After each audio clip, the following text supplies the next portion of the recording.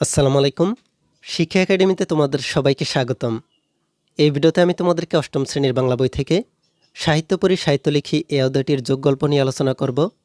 আর এই গল্পটিতে তোমাদেরকে যেই কাজগুলো দেওয়া হয়েছে এই কাজগুলোকে তোমরা কিভাবে সমাধান করবে আমি তোমাদেরকে তা দেখিয়ে দিব। তোমরা এই গল্পটি পড়ার পূর্বেই 139 পৃষ্ঠা থেকে এই লেখাগুলোকে ভালোভাবে পড়ে নেবে। তোমরা এখানে দেখতে পাচ্ছ তোমাদেরকে এই লেখাগুলোতে বলা হচ্ছে গল্প কি। গল্প গদ্য ভাষায় রচিত। এর বিষয়বস্তু সাধারণ বাস্তব ও বিশ্বাসযোগ্য হয়ে থাকে, তবে অবাস্তব ও কাল্পনিক কাহিনী নিয়েও গল্প রচিত হতে পারে। যদিও গল্পের কাহিনী সাধারণত একটু ব্যতিক্রমী হয়, গল্পের আয়তন হয় ছোট। পরস্পর সম্পর্কিত কিছু ঘটনা নিয়ে গল্পের কাহিনী গড়ে ওঠে। কাহিনীতে কিছু চরিত্রের সমাবেশ থাকে। গল্পের ভাষা হয় বর্ণনামূলক, এতে অনেক সময় সংলাপের ব্যবহার হয়। এরপরে তোমাদেরকে গল্প পড়ি একে বলা হচ্ছে আবু ইসহাক 1926 সালে জন্মগ্রহণ করেন, 2003 সালে মৃত্যুবরণ করেন। আবু ইসহাক বাংলাদেশের বিশিষ্ট কথাসাহিত্যিক। গ্রাম বাংলার সাধারণ মানুষের জীবন ও সংগ্রাম তার গল্প উপন্যাসের বিষয়। আবু ইসহাকের বইয়ের নাম সূর্য দিগল বাড়ি, পদ্মার পলিদ্বীপ, মহাপতঙ্গ ইত্যাদি। নিচের গল্পটি নেওয়া হয়েছে লেখকের যোগ নামের গল্পগ্রন্থ থেকে। গল্পটি প্রথমে নীরবে পড়ো, পড়ার সময় বোঝার চেষ্টা করো, এরপর সরবে পড়ো। তাহলে তোমরা পরবর্তী পৃষ্ঠা দেখতে পাচ্ছ তোমাদের এই গল্পটির নাম হচ্ছে যোগ। এই গল্পটির লেখক আবু ইসহাক। তোমরা এখানে দেখতে পাচ্ছ তোমাদেরকে এই গল্পটিকে দেওয়া হয়েছে 140 পৃষ্ঠা থেকে। তোমরা এই গল্পটিকে ভালোভাবে পড়ে নিবে। এই গল্পটিকে পড়ার পূর্বেই তোমরা শব্দের অর্থগুলোকে ভালোভাবে পড়ে নিবে। এরপর তোমরা গল্পটিকে পড়বে, তাহলে তোমাদের জন্য গল্পের কথাগুলোকে বোঝা অনেক বেশি সহজ মনে হবে। এরপরে তোমাদেরকে এখানে বলা হচ্ছে গল্পের গঠন বুঝি।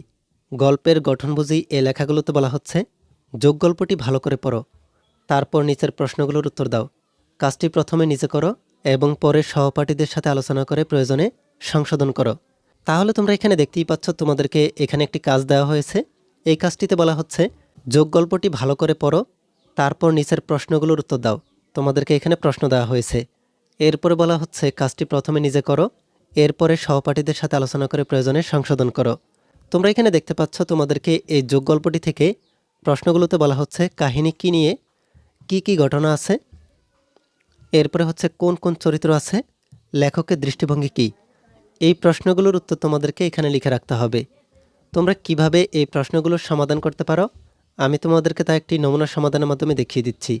তার আগে তোমরা যারা এখনও আমাদের চ্যানেলটিকে সাবস্ক্রাইব করনি তারা এখনই আমাদের চ্যানেলটিকে সাবস্ক্রাইব করে রাখো, আর যারা সাবস্ক্রাইব করেছো তাদেরকে অসংখ্য ধন্যবাদ।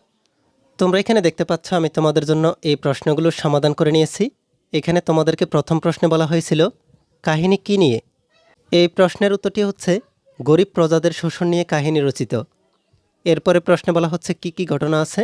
ঘটনাগুলো হচ্ছে মহাজন প্রজার মধ্যে সম্পর্ক, ক্ষুধা দারিদ্র, শিক্ষার আলো থেকে বঞ্চিত সমাজচিত্র। এরপর পরবর্তী পৃষ্ঠায় তোমাদেরকে প্রশ্নে বলা হয়েছিল কোন কোন চরিত্র আছে। এই প্রশ্নের সমাধানটি হচ্ছে ওসমান, মাজু বিবি, ওয়াজেদ চৌধুরী, ইউসুফ, তোতা, টুনি, করিম গাজী, নবুখা। এরপরে প্রশ্নে বলা হয়েছিল লেখকের দৃষ্টিভঙ্গি কী। এই প্রশ্নের উত্তরটি হচ্ছে লেখক মূলত সমাজের নির্যাতিত শোষিত শ্রেণীর উপর শোষকের নির্যাতনের দিকটি তুলে ধরেছেন। তাহলে তোমরা দেখতেই পাচ্ছ তোমরা কিভাবে এই প্রশ্নগুলোর সমাধান করতে পারো।